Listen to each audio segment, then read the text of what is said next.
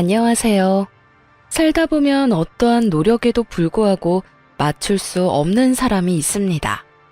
그렇기 때문에 이혼이라는 제도가 있다고 생각해요. 하지만 오늘 제가 이야기할 사연의 주인공은 남편이 아닙니다. 오히려 남편은 그런 저를 잘 다독여주고 보듬어주는 아주 좋은 사람이거든요. 가끔씩 어떻게 그런 나쁜 사람이 이런 좋은 사람을 키웠나 하는 의아한 마음까지 들 정도예요. 저와 잘 맞지 않는 사람은 바로 시모거든요. 시댁은 아들이 셋이나 되는 아들 부잣집이에요. 남편은 그 중에 막내였고 위로 두 아주버님들은 여태 결혼을 하지 못하고 계셨어요. 그래서 그런지 시아버지는 첫 며느리인 저를 아주 특별하게 생각해 주셨어요. 결혼식 날에도 시아버지의 그런 마음을 그대로 느낄 수 있었거든요. 며느라가, 너는 참 특별한 며느리다. 우리 막내가 너처럼 야무지고 착한 사람을 데려와서 너무 감사하고 고마운 일이야. 가족이라는 건 만들어가는 거다. 네가 외부에서 온 사람이라 하더라도 가족이 되려는 노력만 있다면 진짜 가족이 되는 거야. 나는 내 식구를 각별히 여길 수밖에 없어. 내 부모님들은 모두 타계하셨고 그 많던 형과 여동생도 뭐가 그리 급한지 벌써 다들 죽고 없지. 그러니까 너는 오래오래 우리 아들 곁에 있어다오. 가족을 모두 일찍 잃으신 참 딱한 분이셨습니다. 그래서 가정을 매우 소중히 생각하셨어요. 그런 시아버지의 모습은 남편과 참 닮아 있었죠.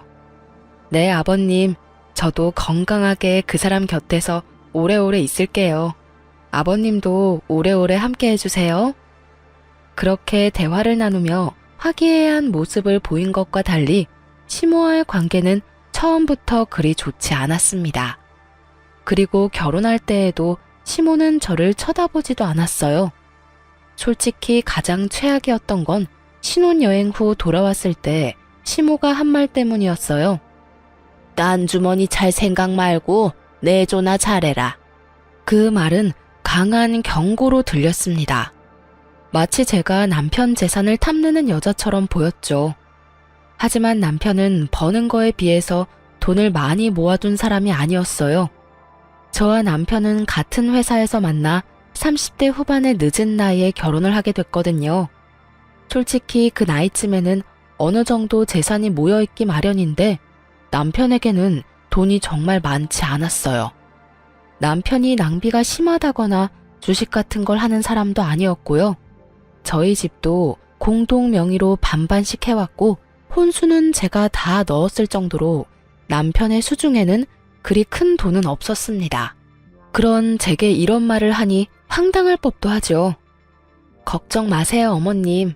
제가 내조 잘할게요. 그렇게 말하고 나왔지만 기분이 나쁜 건 어쩔 수 없었습니다. 그렇지만 그 시모만 빼면 남편과의 결혼 생활은 즐겁고 좋았어요. 저는 친정의 가족이 남동생 한 명뿐이라 가정을 이룬다는 것에 큰 의미를 가지고 있었거든요. 그래서 시모가 제게 나쁘게 굴더라도 남편만 보자는 생각으로 결혼을 하게 된 거였죠. 남편과의 행복한 결혼 생활 2년 만에 저희는 임신을 하게 됐습니다. 첫 아이는 첫 손주이기도 해서 남편과 시아버지의 기대는 나날이 높아져 갔습니다. 그리고 걱정도 커져만 갔죠. 불면 날아갈까, 떼어놓으면 깨질까.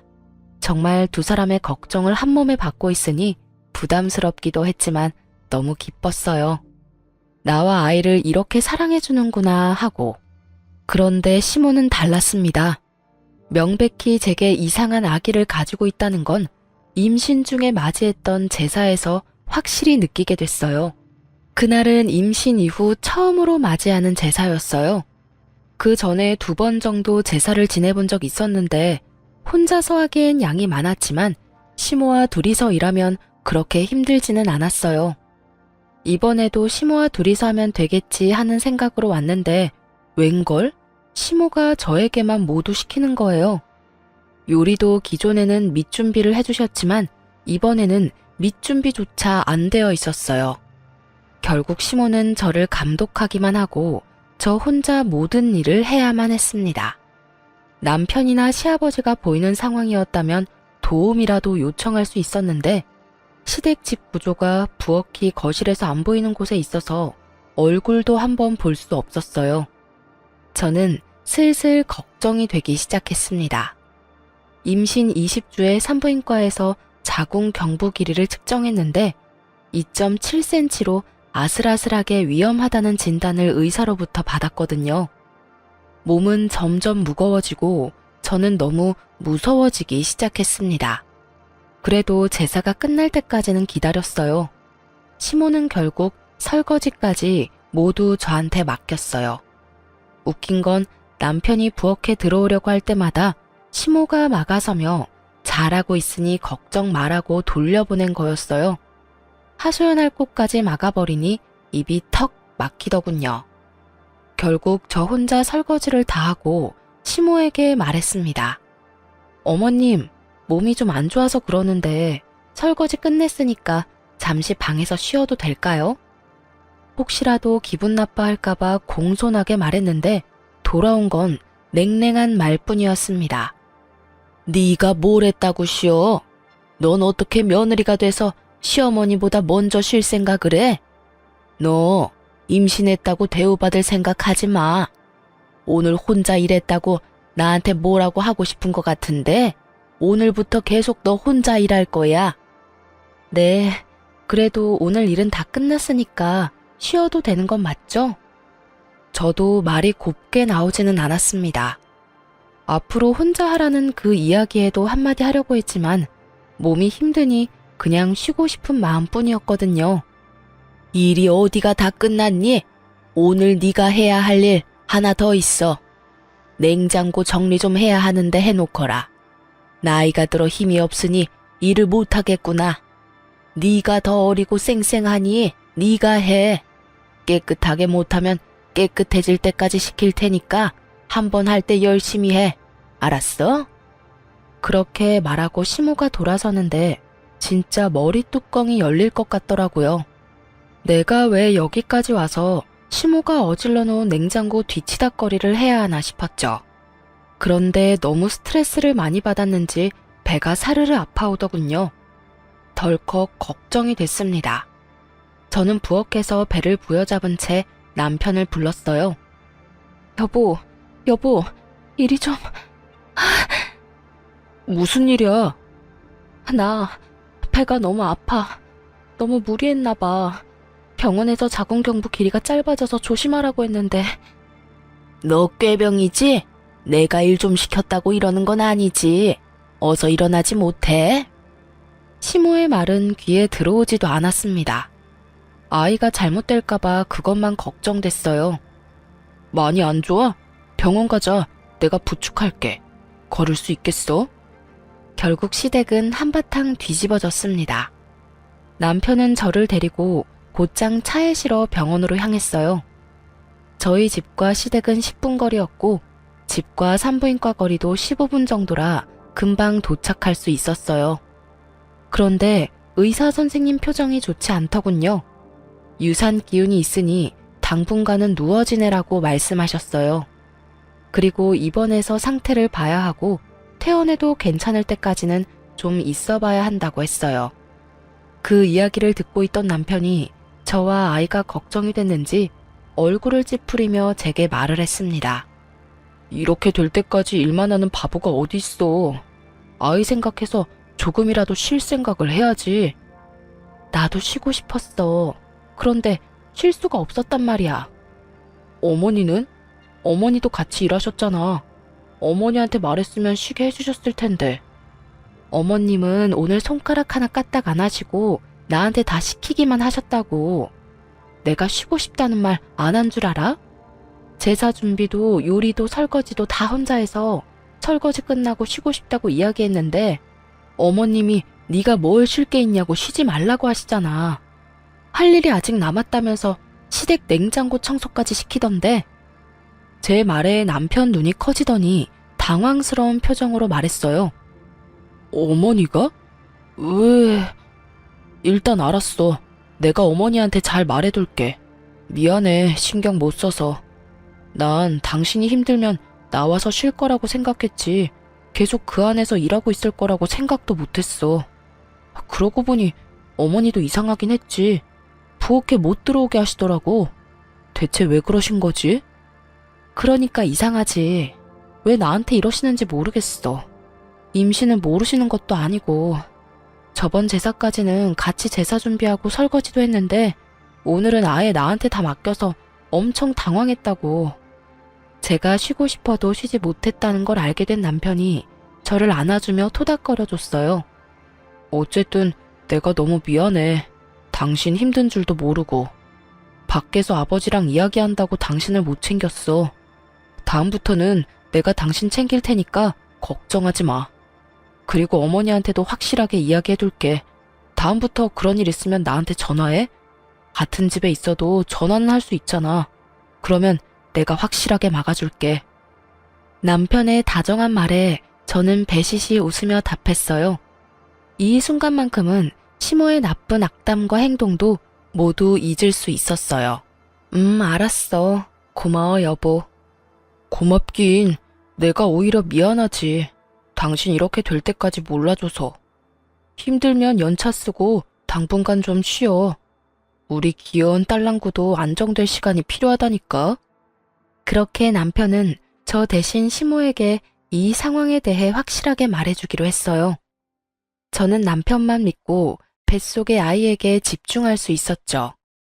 그렇게 3일간 입원하며 몸을 안정시킨 저는 퇴원하고 집에 돌아와서도 며칠간의 휴가를 쓰고 휴식을 취하기로 했어요. 마음 편히 누워있는데 시아버지에게서 전화가 왔더군요. 일하시는 동안 바쁘실 텐데도 제 몸이 안 좋다는 이야기에 시간을 내서 연락을 해주셨더라고요. 네, 아버님. 그래, 몸은 좀 어떠냐? 뱃속에 우리 손녀도 별탈 없지? 네, 잘 크고 있어요. 몸도 많이 좋아졌고요.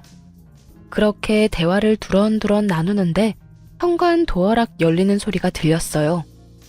남편인가 싶었지만 시간이 너무 이른 시간이라 남편은 아닌데 싶어 시아버지와 대화를 나누며 현관 쪽으로 향했어요. 그리고 현관에 나타난 사람을 보고 깜짝 놀라고야 말았죠. 바로 시모가 제 눈앞에 서 있더군요. 야, 너 싸가지 없는 년이 네 남편한테 뭐라고 짓거렸어? 어머님, 여긴 어떻게? 시모가 허락도 없이 도어락을 열고 들어와 제게 악담을 퍼붓기 시작했어요. 순간 저는 들고 있던 전화기를 아래로 내리고 시모의 목소리가 잘 들리도록 전화기를 고쳐 들었습니다. 시아버지가 이 모든 일들을 고스란히 들으실 수 있도록 말이죠. 그것도 모른 채 시모가 말을 하더군요. 내가 제사 준비에 설거지에 냉장고 청소까지 시켰다고 네가 일렀지? 그런데 그게 무슨 잘못이야? 시어머니가 며느리한테 일 시키는 게 뭐가 잘못됐냐고. 이런 일도 못할 거면 결혼은 왜 했어? 혼자 살면 되지. 임신했다고 아주 유별나게 구는데 너 그거 꾀병인 거 내가 다 안다. 너 때문에 나만 이게 무슨 꼴이냐고. 어머님, 갑자기 무슨 말씀이세요? 진정하고 말씀하세요. 진정은 무슨. 네가 일하기 싫어서 꾀병 부린 걸로 내가 왜 한 소리 들어야 해? 시집살이 네가 덜 당해봐서 모르지? 오늘부터 너희 집 살면서 시집살이가 뭔지 가르쳐 줄까?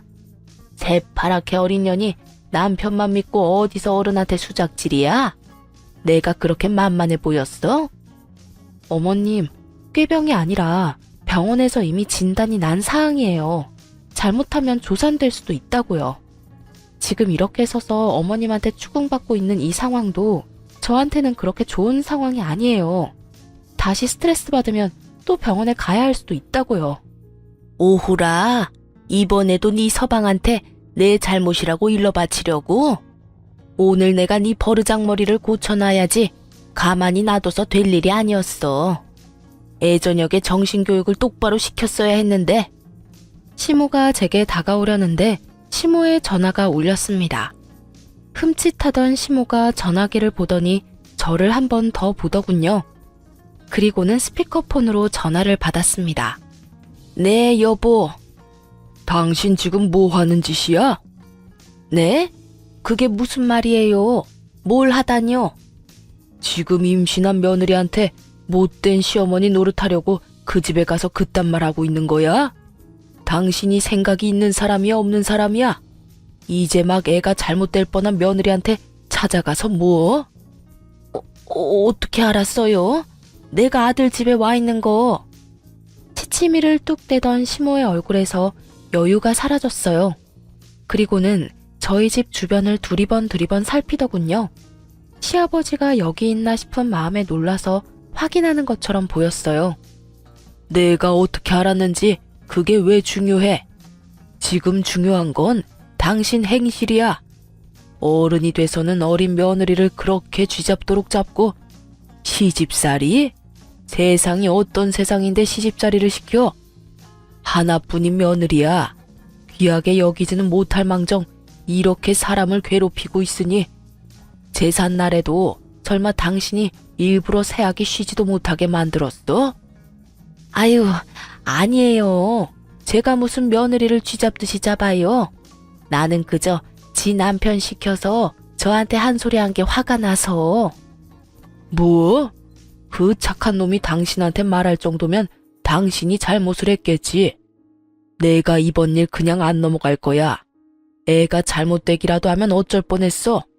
귀한 우리 손녀딸이 뱃속에서 놀라서 큰일이라도 났으면 어쩔 뻔했냐고. 당장 집에 들어와서 조용히 있어. 알아들어? 알았어요, 알았어. 집에 가 있을게요. 전화 끊지 말고 나와. 나와서 집에 들어가서 둘째 바꿔. 전화 끊기면 당신이 다시 며느리한테 가서 드자비질 하는 걸로 간주할 테니까 전화 안 끊기도록 조심해. 결국 시모는 시부의 전화를 끊지도 못하고 저를 죽일 듯이 노려보고 밖으로 나갔습니다. 저는 그제야 안도의 숨을 휴 하고 내쉬었어요. 순간적으로 생각난 방법이었는데 너무 다행스럽게도 시부가 전화를 해주시는 바람에 시모를 물러나게 할 수 있었죠. 30분 뒤에 시아버지에게 전화가 왔어요. 그래 아가, 괜찮니? 앞으로는 이런 일 없을 거다. 혹시 여태까지 이런 일 당한 적 많았어? 저를 싫어하신다고 느끼긴 했지만 이 정도로 화나신 건 처음이에요. 고맙습니다, 아버님. 고맙긴. 다음에도 이런 일 있으면 곧장 나한테 연락하거라. 여편 내가 이상해졌어. 여태 그런 적이 없던 사람인데 이상하네. 시아버지도 이상하게 생각할 만큼 시모의 행동은 비상식적인 것이었어요. 그래도 사건은 일단락됐고 시모는 더 이상 저희 집에 오지 않았어요. 그 뒤에 시아버지에게 한 소리 크게 들었나 봐요. 그렇게 저는 37주 차에 여자아이를 낳았어요. 딸 귀한 집 딸이라 시아버지와 남편은 얼굴에 웃음꽃이 가득 피었죠. 잘했다. 예쁜 손녀 보니 기분이 좋구나. 집에 애가 있으면 분위기가 또 다르지. 자, 이거 받거라. 선물이다. 시아버지가 주신 것은 금팔찌였습니다. 첫 손주 출산이라고 시아버지께서 준비하신 거였어요. 아버님, 감사해요. 잘 보관할게요. 아이 낳는 것보다 키우는 게 더 어려울 게다. 그래도 힘내라. 애기 크는 모습 보면 힘든 게 싹 사라지거든. 아이고, 얼굴이 어찌 이리 예쁜지.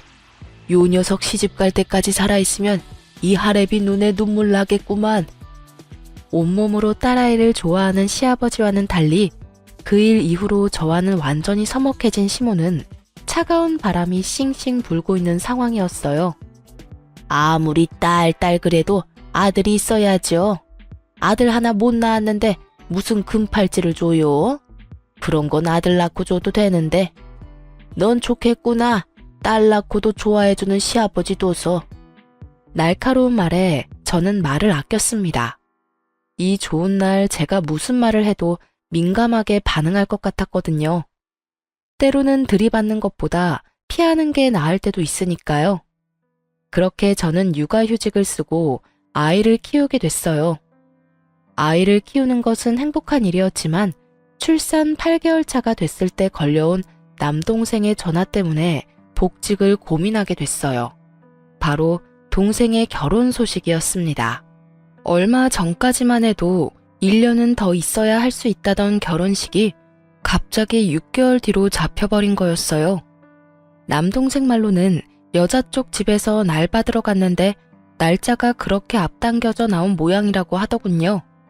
동생의 결혼식과 제 복귀는 밀접한 관계가 있을 수밖에 없었어요. 저와 남동생은 대학 시절 부모님이 돌아가셨는데 두 분의 유산을 남동생과 둘이서 나눠 가졌어요. 그런데 제가 먼저 결혼을 하게 됐고 신혼집을 찾아야 했는데 돈 때문에 쉽지 않았거든요. 그때 동생이 저를 도와줬어요. 부모님도 없이 시집 가는데 돈이라도 두둑이 가져가야지. 가족이라고는 나뿐인데 내가 누나를 안 챙겨주면 어떡해? 내 몫으로 받은 유산 딱 절반을 누나한테 줄게. 나는 아직 어리니까 살면서 돈 더 벌면 되고 힘들 때는 누나가 도와주면 되잖아. 그치? 안 받겠다는 걸 동생이 억지로 쥐어준 돈이 있었어요. 그때 제가 울면서 그랬죠. 고마워. 너 결혼할 때는 꼭 내가 도와줄게. 그리고 네가 준 것만큼 꼭 나중에 돌려줄게. 집 살 때 그렇게 다짐을 했었어요. 남동생 덕에 괜찮은 집을 사서 들어갈 수 있었으니까요. 처음에는 금액에 맞게 전세로 들어가려고 생각도 했는데 당시에 깡통 전세나 전세 사기 뉴스가 많아서 고민하다가 집을 사서 들어갔거든요. 그리고 남동생의 행동을 알게 된 남편도 너무 고마워했었죠. 그래서 육아휴직을 계속하고 있을 수 없게 됐죠. 조금이라도 더 모아야 동생에게 더 줄 수 있으니까요. 물론 저 혼자만 그렇게 생각한 건 아니었고 이것도 남편과 상의를 다 한 상태였어요. 처남이 진짜 우리한테 큰 도움을 줬잖아. 그러니까 우리도 어떤 형태로든 도움을 줘야 하는 게 맞아. 우리 아이도 중요하지만 우리가 받은 은혜를 돌려주는 것도 우리한테는 중요한 일이라고 생각해. 나는 복직하는 거 당연히 이해해. 당신이 애 못 챙기는 만큼 내가 더 챙기면 될 거야. 그러니까 너무 걱정하지 말고 복귀해서 일해. 남편의 말에 저는 고마웠고 미안했어요. 저도 애를 이리 일찍 떼어놓고 싶지는 않았지만 동생을 돕는 일도 소홀히 하고 싶지 않았거든요. 다만 시부모님은 저희의 결정을 그리 좋아하시지는 않으셨죠. 그래도 저희의 선택이라며 시아버지는 저희 결정을 존중해 주셨어요. 그런데 문제는 시모였습니다. 왜 1살도 안 된 애를 어린이집에 맡기냐며 난리도 아니었어요. 그렇다고 자신이 봐줄 것도 아니면서 어찌나 난리를 피우는지. 저도 애를 어린이집에 맡기고 싶지는 않았어요. 그렇지만 봐줄 친정도 없고 시모는 저 모양이니 어린이집 말고는 믿을 곳이 없는 것도 사실이었죠.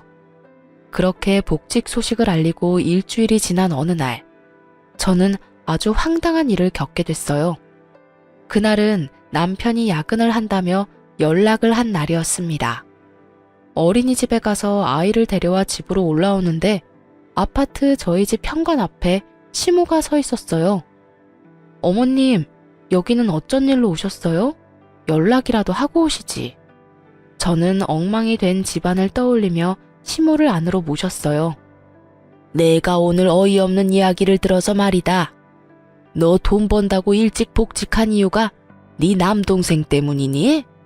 제 남동생 결혼식 때 돈 해주려고 일찍 복직한 거야? 아, 들으셨어요? 맞아요. 저희 결혼할 때 동생한테 받은 게 있어서. 너 미쳤니? 어떻게 둘이 같이 번 돈을 네 남동생한테 갖다 바쳐? 그 돈이 네 돈이야? 남편이랑 같이 번 돈이지. 저는 당황했어요. 이분이 왜 이러나 싶었죠. 어머님, 지금 남편과는 통장 합치지도 않았어요. 생활비는 생활비대로 따로 각자 내서 생활하고 있고 나머지 돈은 어떻게 하던 간에 그건 저희들 마음이에요. 집안 경조사 때 쓸 돈 때문에 모으는 돈이 있긴 한데 그건 동생한테 줄 거 아니고요.